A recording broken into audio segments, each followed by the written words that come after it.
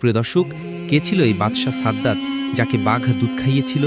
সেই ছোট্ট শিশু জঙ্গল থেকে কিভাবে তিনি বাদশাহ হলেন, আর আল্লাহর সাথে চ্যালেঞ্জ করে কেন জান্নাত বানাতে চাইলেন? এরপর ৩০০ বছর ধরে লক্ষ লক্ষ শ্রমিক দিয়ে কিভাবে জান্নাত তৈরি করলেন, কিন্তু ওই জান্নাতে কেন তিনি যেতে পারলেন না? আর সেই জান্নাতের ভিতর কি ছিল, সেই সব রহস্য জানবো আজকের এই ভিডিওতে। তাহলে চলুন শুরু করি। একদা সাদ্দাত তখন নবজাত শিশু, তার মায়ের সাথে জাহাজে করে গভীর সমুদ্র দিয়ে পাড়ি দিয়েছে। সাদ্দাতের বয়স তখন 2 দিন কি 3 দিন হবে। জাহাজ যখন সমুদ্রের মাঝে গেল, তখন হঠাৎ প্রবল বেগে ঝড় বৃষ্টি শুরু হলো।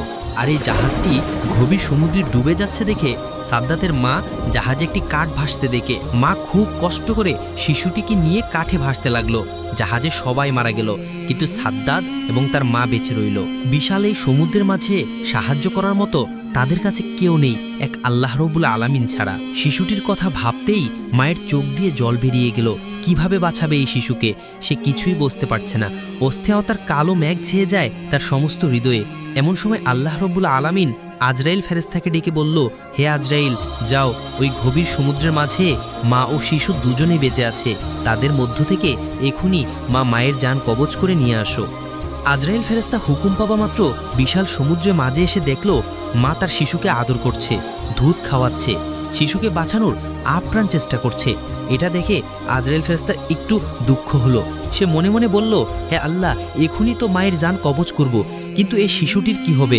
তারপর এক বুক ব্যথা নিয়ে মায়ের জান কবজ করে আজরাইল ফেরেশতা চলে এলো। আল্লাহ তাআলার আদেশে সমুদ্র শান্ত হয়ে গেল। শিশুটি ভাসতে ভাসতে সমুদ্রের কিনারে এক জঙ্গলের ধারে এসে পৌঁছালো। শিশুটি কান্না করছে, কেননা তার খুব খিদে পেয়েছে।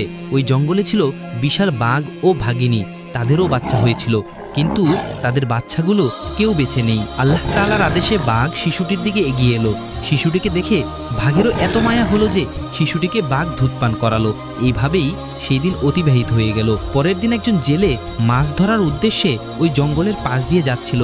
এমন সময় হঠাৎ করে তার চোখ গেল ওই শিশুটির দিকে। শিশুটিকে দেখে তার খুব মায়া হলো। সে বলতে লাগলো, হে আল্লাহ, কি সুন্দর দেখতে এই বাচ্চাটি। জানি না এই বাচ্চাটি কার, এমন জায়গায় কিভাবে বাচ্চাটি বেঁচে আছে, তার তো খাবার কিছু নেই, জানি না কোন মায়ের এই সন্তান। এসব কথা ভাবতে ভাবতে তার এত মায়া হলো, শেষ পর্যন্ত সে বাচ্চাটিকে তুলে নিল এবং বাচ্চাটিকে নিয়ে আপন গোত্রের সর্দারের কাছে নিয়ে আসলো। তাদের সর্দার শিশুটিকে দেখে খুবই মুগ্ধ হলো এবং বলল, এই শিশুটি তুমি কোথায় পেয়েছো? তুমি কি জানো এর মা বাবা কোথায় আছে?